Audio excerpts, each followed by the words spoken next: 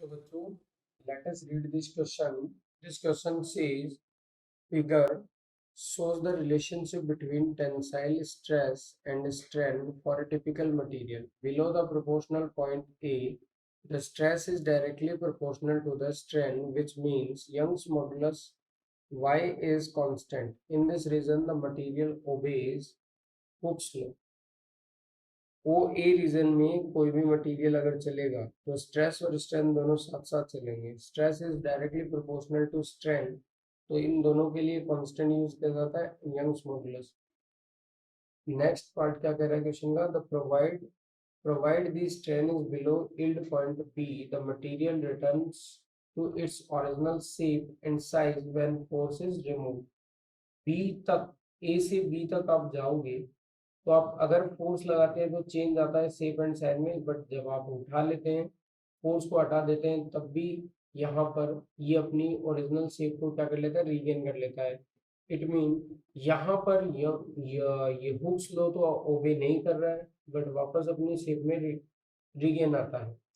Beyond the yield point the material retains the permanent deformation after stress is removed। B के बाद अगर आपने stress की value को बढ़ाते हो तो ये क्या चला जाता है, परमानेंट डिफॉर्मेशन की ओर टेंड कर जाता है।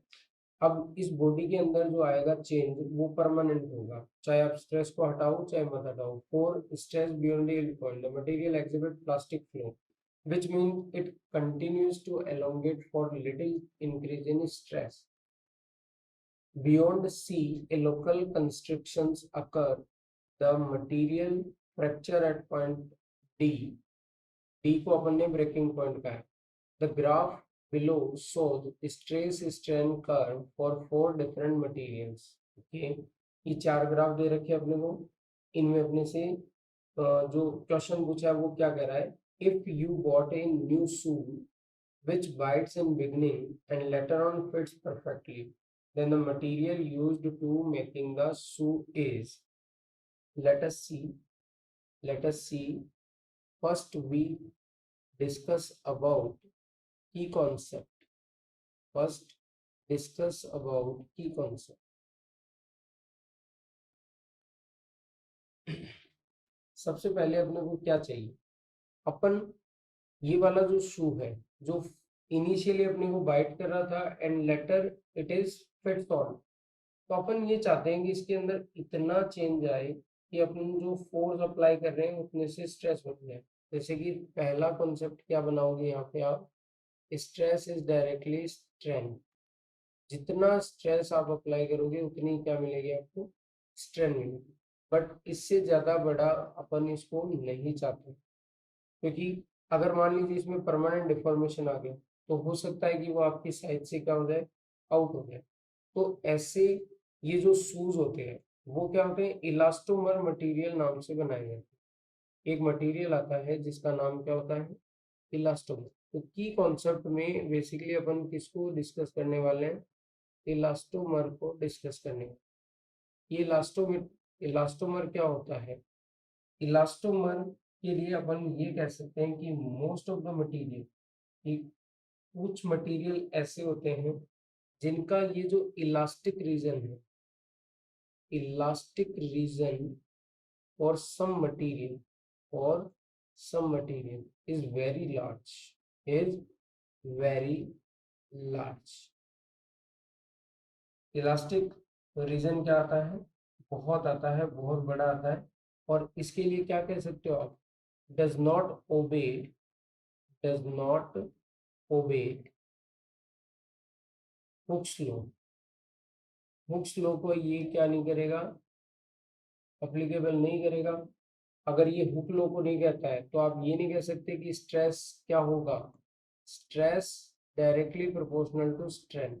ये वाला रिलेशन यहाँ पे पॉसिबल नहीं है, ये वाला रिलेशन यहाँ पे पॉसिबल नहीं है। ऐसे मटेरियल को अपन इलास्टोमर कहते हैं जिनका इलास्टिक रीजन क्या होता है, बहुत अच्छा होता है, बहुत बड़ा होता है।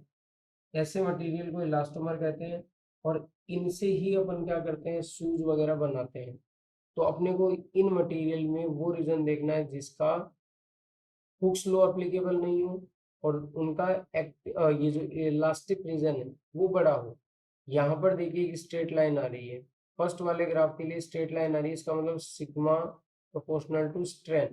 सेकंड वाले में भी स्ट्रेस और स्ट्रेंथ दोनों प्रोपोर्शनल आ रहे हैं, थर्ड वाले में भी क्या है, प्रोपोर्शनल आ रहे हैं। एक अकेला ग्राफ बचा है मटेरियल नंबर 4 के लिए, जिसके अंदर ये हुक्स लॉ को अप्लीकेबल नहीं कर रहा है और इलास्टिक रीजन भी क्या है, बहुत बड़ा है। सो अपने को जो शूज बनाने चाहिए वो मटेरियल 4 के बनाने चाहिए। So the final answer is material 4।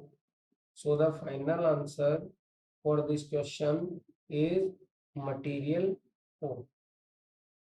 अपने से यही तो पूछा है भाई, ये तो अपना की कॉन्सेप्ट आ गया।